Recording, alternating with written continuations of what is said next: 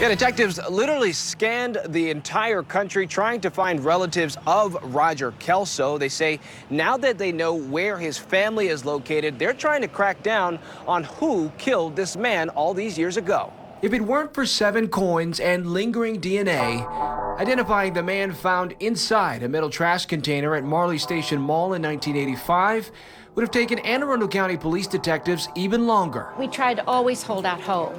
We tried to, maybe now. And we'd call, on our own we tried to search.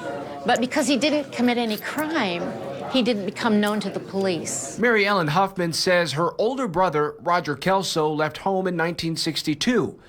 He'd been considered missing for 6 decades. Until now. We actually believe that Roger was murdered in 1963-ish, buried in that trash can for 22 years before we found him. Police spokeswoman Sergeant Jackie Davis says officers found a body in April of that year as the foundation for the mall was going up. Detectives swabbed and examined the scene and determined from the upper body trauma then that someone killed him. But at the time, officers had no clue who it was in the container and considered it a John Doe case. They sampled the DNA, collected the coins inside the container, the most recent made in 1963, and sat on the evidence until they processed the information with Parabon Nanolabs, a DNA phenotyping company. What could we do? We waited year after year, and Mother waiting year after year. So he was Mother's 2nd child. And Roger had many brothers and sisters. I'm one of many.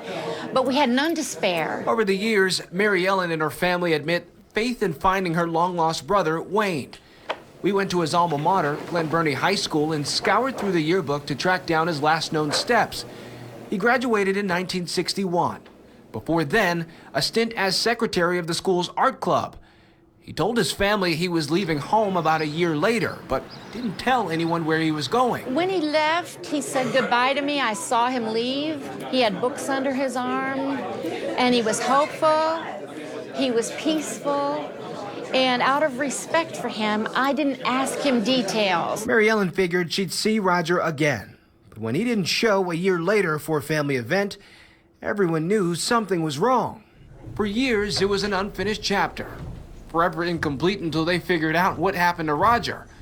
And for police, identifying him is a major step forward in figuring out who killed him. Start looking back through your yearbooks, your pictures, start racking your memory. Any information that you can give us on Roger is only going to help us. Detectives say they haven't ruled out using Parabon to try and match DNA evidence with who killed Mr. Kelso. If you have any information about what may have happened to him, you're asked to give them a call. Reporting here in Glen Burnie, I'm Skylar Henry, WMAR 2 News.